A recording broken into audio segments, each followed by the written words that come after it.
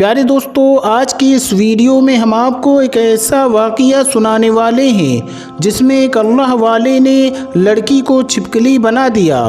دوستو، ویڈیو میں آگے بڑھنے سے پہلے آپ لوگوں سے ایک چھوٹی سی گزارش ہے کہ اس ویڈیو کو ایک لائک کر کے چینل کو سبسکرائب ضرور کر لیجئے گا۔ دوستو، بیان کیا جاتا ہے کہ ایک گاؤں تھا جہاں قدرت کی بے پناہ نعمتیں تھیں۔ اللہ نے وہاں کے لوگوں کو مالا مال کیا ہوا تھا، ایسی نعمتیں جسے دیکھ کر لوگ اکثر مغرور ہو جایا کرتے ہیں۔ اور سب سے بڑی اور بری بات یہ تھی کہ وہاں کے سب لوگ کافر تھے سوائے کچھ مسلمانوں کے۔ وہ کافر اپنی دولت پر بہت زیادہ فخر کیا کرتے تھے کیونکہ ہر ایک دولت مند تھا اور کسی کے پاس پیسوں کی کوئی کمی نہیں تھی۔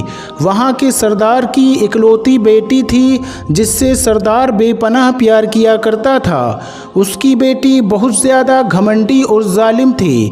وہاں پر جو غریب لوگ تھے وہ صرف مسلمان تھے۔ تمام کافر ایک دوسرے کی مدد کیا کرتے تھے لیکن مسلمانوں کو دیکھنے والا وہاں پر کوئی نہیں تھا۔ سردار کی بیٹی کو کالے جادو میں مہارت حاصل تھی۔ وہ جادو کی وجہ سے وہ غریبوں پر بہت زیادہ ظلم کیا کرتی تھی۔ تمام مسلمان اس سے بہت زیادہ پریشان تھے۔ وہ لوگوں کو غلام بنایا کرتی تھی اور مزدور بناتی تھی، اور اگر ان میں سے کوئی بات نہیں مانتا تو ان کو قیدی بنا کر اپنے اشاروں پر نچاتی تھی۔ اس بستی میں اکا دکا مسلمان جن کا کوئی بھی حال نہیں پوچھتا تھا، کوئی بھی ان کو بچانے والا نہیں تھا۔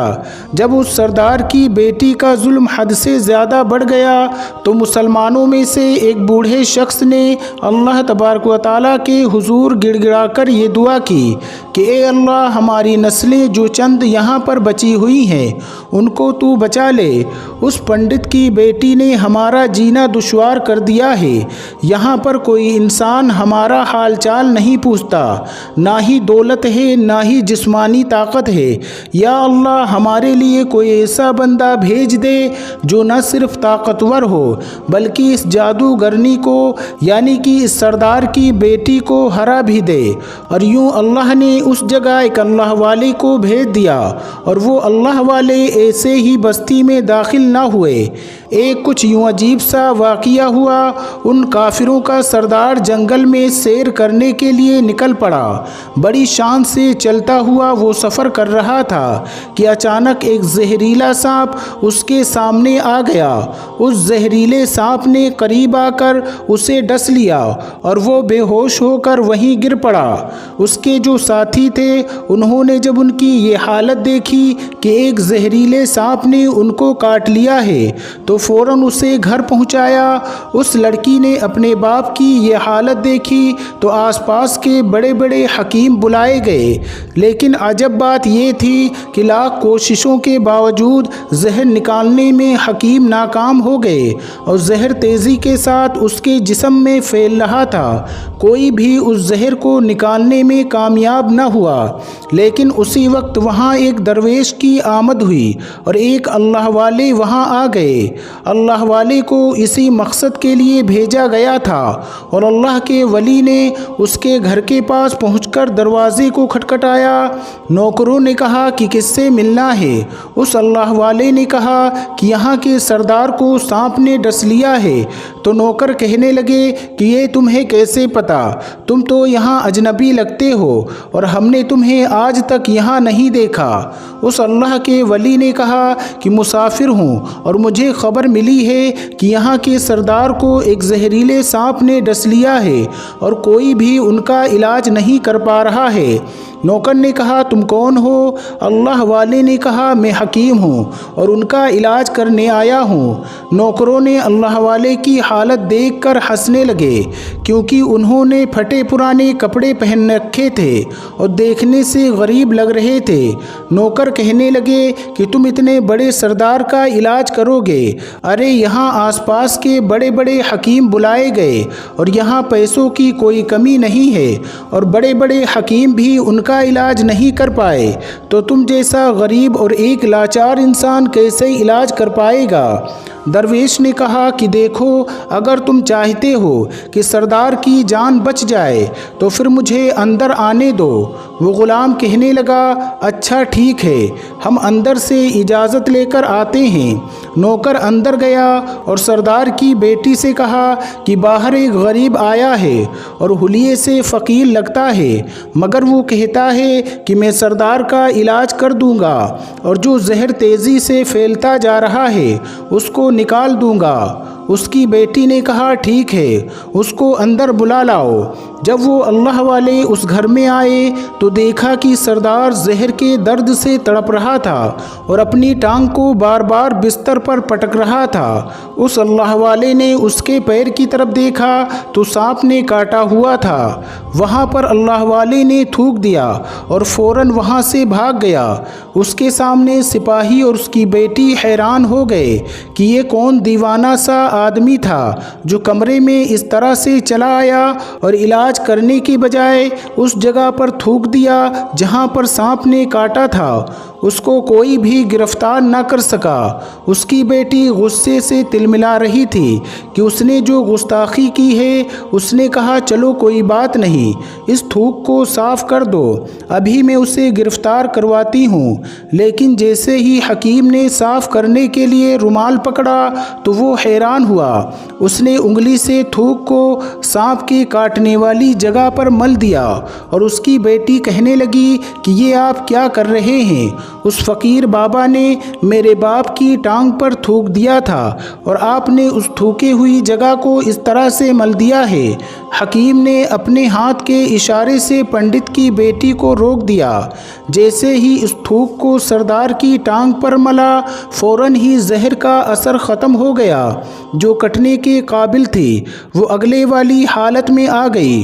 وہ ٹانگ پوری نیلی ہو چکی تھی، وہ اصل رنگ میں آ چکی تھی۔ وہ قبیلے کا سردار ہوش میں آیا تو وہ حیران رہ گیا۔ جب اسے بتایا گیا کہ ایک پیر بابا کے تھوک کی وجہ سے آپ ٹھیک ہو گئے ہیں تو اس نے کہا، پیارے بھائی، وہ ہمارے لیے مسیحا ہے، تم لوگوں نے اسے جانے کیوں دیا؟ جاؤ انہیں لے کر آؤ، انہوں نے تو ہم پر بڑا احسان کیا ہے اور ہم اس کا احسان ضرور چکائیں گے۔ اس کی بیٹی جو خاموشی سے اپنے باپ کو دیکھ رہی تھی، اس نے کچھ نہیں کہا۔ گاؤں کے سردار کے کہنے پر سب سپاہی اس اللہ والے کو ڈھونڈنے کے لیے نکل پڑے اور چاروں طرف پھیل گئے اور کہیں بھی ان کو اللہ والے دکھے نہیں۔ اور جب سپاہی جنگل میں داخل ہوئے تو درخت کے نیچے ایک آدمی کو عبادت کرتے ہوئے دیکھا۔ وہ غور سے اللہ والے کو دیکھ رہے تھے کہ یہ کیا کر رہے ہیں، یہ کس طرح کی عبادت کر رہے ہیں، اور ہم لوگ تو اپنے بتوں کے آگے ہاتھ جوڑتے ہیں اور یہ نہ جانے کس طرح سجدہ کر رہے ہیں۔ خیر، عبادت کے بعد فوراً ان اللہ والے کو پکڑ لیا گیا اور گاؤں کے سردار کے سامنے پیش کیا گیا، اور وہ کہنے لگا کہ آپ کون ہیں اور کہاں سے آئے ہیں؟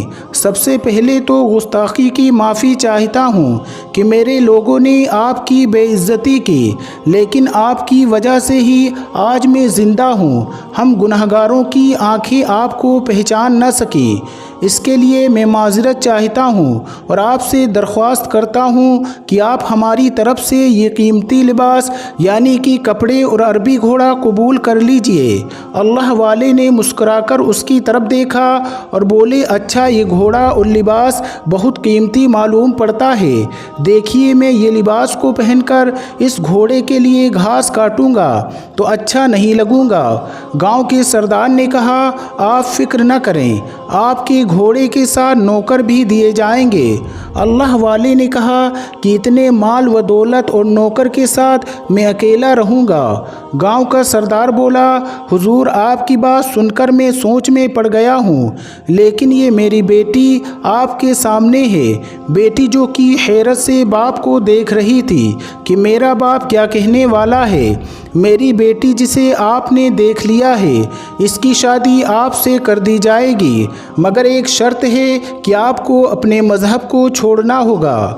میرے سپاہیوں نے آپ کو عبادت کرتے ہوئے دیکھا ہے، اور جہاں تک ہماری معلومات ہے ہم بتوں کے سامنے سجدہ کرتے ہیں اور ان کی عبادت کرتے ہیں، اور آپ جس کے سامنے سجدہ کر رہے ہیں وہ آپ کا اللہ ہے اور آپ مسلمان ہیں، اور اس لیے آپ کو اپنا مذہب چھوڑنا ہوگا۔ اور کیا آپ ایسا کر سکتے ہیں؟ اللہ والے نے کہا کہ مجھے ایک بات بتائیے کہ مجھ میں سب کچھ دیکھ رہے ہیں، اور آپ نے مجھے یہ دعا بھی دی ہے کہ میری بہت اولاد ہوں اور آپ کی نسل آپ کی بیٹی سے چلے۔ مجھے ایک بات بتائیے کہ اگر ان بچوں میں سے کسی ایک بچے کو خدا نخواستہ کچھ ہو جائے گا تو آپ یہ بتائیے کہ رونا کس کو پڑے گا؟ پنڈت نے جواب دیا کہ حضور خدا نخواستہ ایسا ہوا تو رونا تو آپ کو ہی پڑے گا۔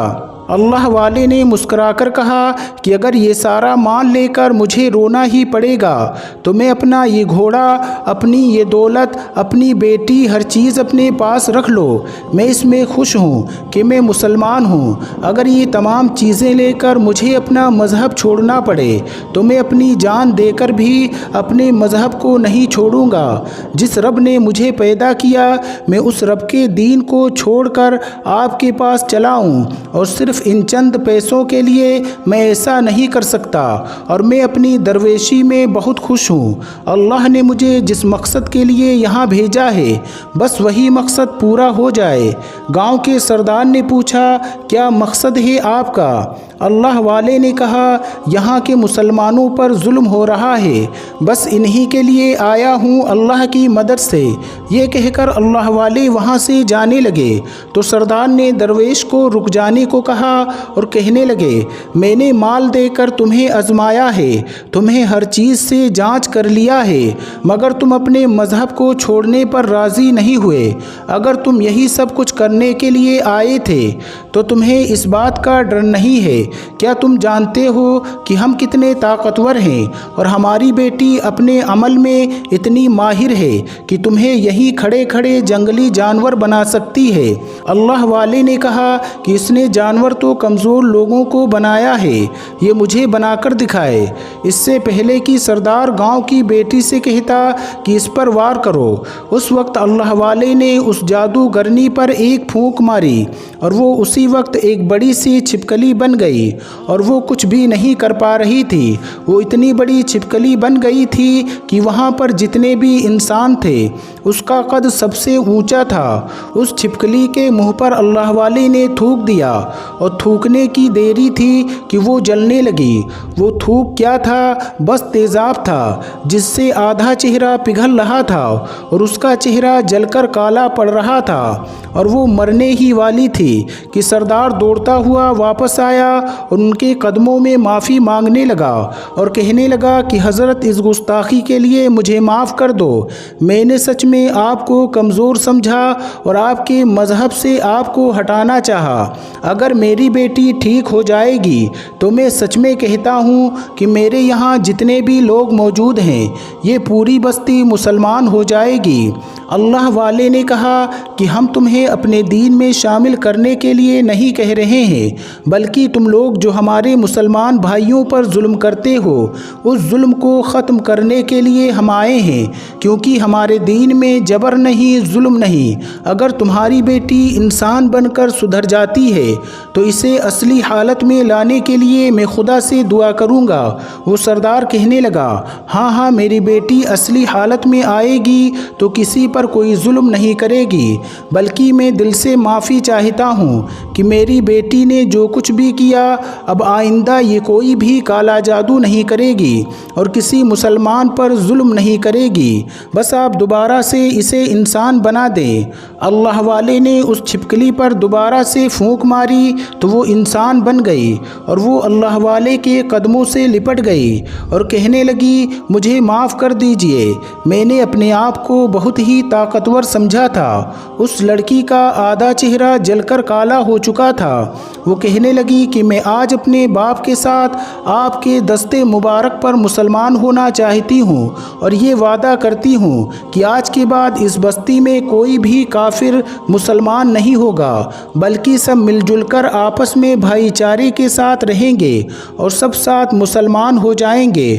اور یوں ایک اللہ والے کے ہاتھوں پر پنڈت اور اس کی بیٹی نے اسلام قبول کیا اور پھر پنڈت نے اللہ والے سے اس کی شادی کر دی۔ اس بستی میں امن و امان قائم ہو گیا۔ دوستو، آج کی اس ویڈیو میں بس اتنا ہی۔ ملتے ہیں ایک پھر نئی ویڈیو کے ساتھ، تب تک کے لیے اللہ حافظ۔